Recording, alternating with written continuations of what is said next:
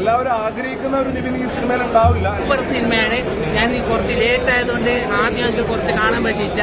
അതിനുശേഷം ഞാൻ പടത്തിൽ കരഞ്ഞു പോയി. നല്ല സൂപ്പർ, എല്ലാവരും കാണാൻ. ഇത് എന്നാൽ പോലും ഫസ്റ്റ് ഹാഫിലുടനീളം ഫാമിലി പ്രേക്ഷകർക്കായാലും സിനിമാ ആസ്വാദകർക്കായാലും ആഹ്ലാദിക്കാനും ആസ്വദിക്കാനും പറ്റാം എല്ലാവിധ എലമെന്റ്സും ഈ സിനിമയിലുണ്ട്. പ്രതീക്ഷിച്ചില്ല ഇങ്ങനെ ഒരു സംഭവം വരുമെന്ന്. അടിപൊളിയാണ്. ഇവിടെ ഒരു കംബാക്ക് സെറ്റപ്പാണ്. അടിപൊളിയാണ്.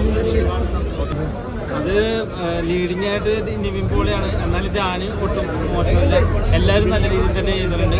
ഒരുപാട് സന്ദേശങ്ങളും ഒരുപാട് ചിരിക്കാനുമുള്ള നല്ലൊരു ചിത്രം. സെക്കൻഡ് ഹാഫ് വന്നപ്പോൾ കുഴപ്പമില്ല. ഒരു കോമഡി ഡ്രാമ. നല്ല ഒരു കോമഡിയാണ്. ഫസ്റ്റ് ഹാഫ് ഫുൾ കോമഡിയാണ്. അതുകൊണ്ട് ലാസ്റ്റ് വരുമ്പോൾ കുറച്ച് ഇമോഷണൽ ആവും. അങ്ങനത്തെ ഒരു ഇമോഷണൽ റോളർ കോസ്റ്റർ പോലത്തെ പടമാണ്.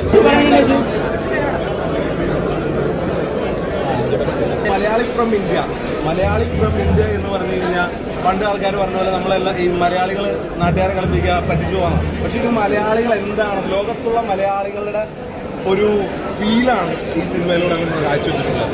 സൗഹാർദ്ദത്തിന്റെ കഥ പറഞ്ഞ ചിത്രം. നമ്മൾ ഹിന്ദിയിൽ മധുരങ്ങി പൈച്ചാൻ കണ്ടിട്ടുപോലെ മലയാളത്തിന്റെ മധുരങ്ങി പൈച്ചാൻ എന്ന് പറയാൻ വേണമെങ്കിൽ, കാരണം ഒരുപാട് പറഞ്ഞു കഴിഞ്ഞാൽ ചിലപ്പോൾ ചിത്രത്തിന്റെ സ്പോയിലർ. ഒരു ഫസ്റ്റ് ഹാഫിലും ഉടനീളം കോമഡി സെറ്റാണ്. പിന്നെ അതിനിടയ്ക്ക് നമ്മുടെ പൊളിറ്റിക്സ് കൈകാര്യം ചെയ്ത് പോയിട്ടുണ്ട്. കേരളത്തിലെ ഒട്ടുമിക്ക എല്ലാ പാർട്ടികൾക്കിട്ട് അത്യാവശ്യം നല്ല കൊട്ടൊക്കെ കൊടുത്തിട്ടുണ്ട്. അതും കണ്ടുവിട്ട് ഷാരിസ് മുഹമ്മദ് പറഞ്ഞ പോലെ നമ്മൾ മലയാളികൾ തൊപ്പിയും വയ്ക്കും, കാവ്യം കൊടുക്കും. നമ്മുടെ സൗഹാർദ്ദത്തിന് വട്ടം നിൽക്കാനായിട്ട് വേറെ ഒരു സംസ്ഥാനമില്ല. ഇന്ത്യ, നമ്മൾ ഇന്ത്യക്കാരാണ്. മലയാളി ഫ്രം ഇന്ത്യ എന്ന് പറയുന്നത് ഓരോ മലയാളിയുടെയും സൗഹാർദ്ദത്തിന്റെ കഥയാണ്. ഓരോ മലയാളിയുടെ അഭിമാനത്തിന് സിനിമയാണ്. മ്യൂസിക്കിന്റെ കാര്യത്തിലാണ് ജേക്സ് ബിജോയ് BGM ആയാലും അടിപൊളിയായിട്ടുണ്ട്. പിന്നെ ഓരോ കഥാപാത്രം കൈകാര്യം ചെയ്ത് നിവിൻ ചേട്ടനാണെങ്കിലും അതുപോലെ ധ്യാനായാലും പിന്നെ മഞ്ജു ചേച്ചി നല്ല അടിപൊളിയായിട്ടുണ്ട്. പിന്നെ നമ്മുടെ പുള്ളി പറഞ്ഞ പോലെ ഈ പുള്ളി സിനിമയുടെ പ്രൊമോഷന്റെ സമയത്ത് പറഞ്ഞതുപോലെ തന്നെ ഈ സിനിമയുടെ നട്ടല്ലെന്ന് പറഞ്ഞ തിരക്കഥയാണ്. നല്ല സിനിമ, മലയാളികൾ എല്ലാവരും കണ്ടിരിക്കുന്ന സിനിമയാണ്. സിനിമയില് തമാശയുണ്ട്, ഇമോഷൻസ് ഉണ്ട്, സൗഹാർദ്ദമുണ്ട്, എല്ലാം ഉണ്ട് സിനിമയിൽ. ഇതിന്റെ തിരിച്ചുവരാണല്ലോ. ഒരു വർഷങ്ങൾക്ക് ശേഷം നമ്മൾ തിരിച്ചുവരവ് കണ്ടിരിക്കുന്നതാണ്.